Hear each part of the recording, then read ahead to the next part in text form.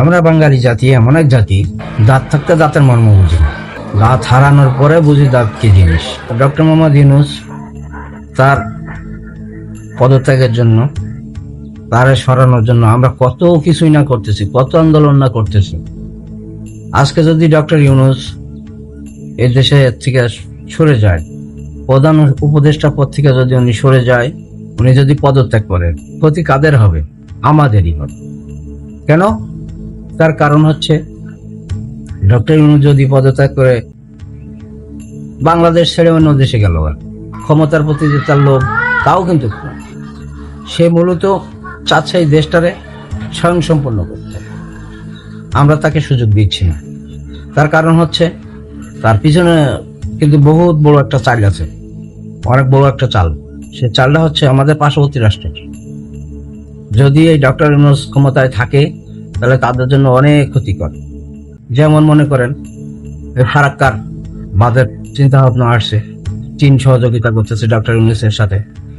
আপনার তিস্তা বাঁধ, এই তিস্তা নদীর কারণে, তিস্তার কারণে উত্তরবঙ্গে হাজার হাজার হেক্টর জমি ফসল ফলে না। প্রতিটা বছর এই ভারত আমাদের উপরে এই বন্যার পানি চাপায় দেয়। আমাদের লক্ষ লক্ষ টাকা, লক্ষ লক্ষ কোটি টাকা ক্ষতি করে তারা। সেখানে বাঁধের চেষ্টা, বাঁধের চিন্তা ভাবনা করছে, বাঁধের কাম শুরু হয়েছে।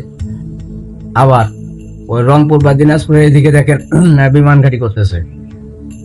এগুলা করতেছে, ইন্ডিয়ার ক্ষতি হচ্ছে। যার জন্য ওই ইন্ডিয়ার রয় বাহিনী থেকে আমাদের দেশের কিছু কিছু মানুষের, আমার মনে হয় কিছু কিছু মানুষের তারা কিনে নিছে, নিয়ে তারা এসব চালাচ্ছে তারা সরানোর জন্য।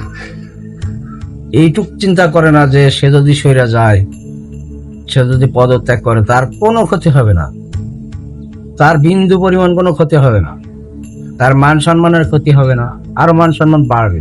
সে উপদেষ্টা হওয়ার পরে দেখেন, প্রথম রমজান গেল, প্রথম বছর রমজানে কোনো কিছু দাম সে বাড়তে দেয় নাই।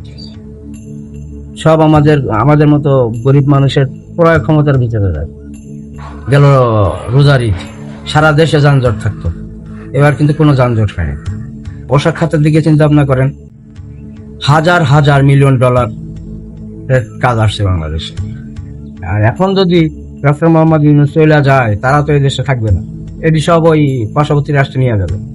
দাঁত থাকতে দাঁতের মর্ম বুঝি না। ডক্টর ইউনূসরে হারান, তখন বুঝবেন কি করলাম। এইভাবে মানে আমরা নিজের পায়ে নিজেরাই কুড়াল মারতেছি। এর আগে তো কেউ হাও করার ক্ষমতা ছিল না, তাহলে এখন এত অসুবিধা কোথায় আমাদের?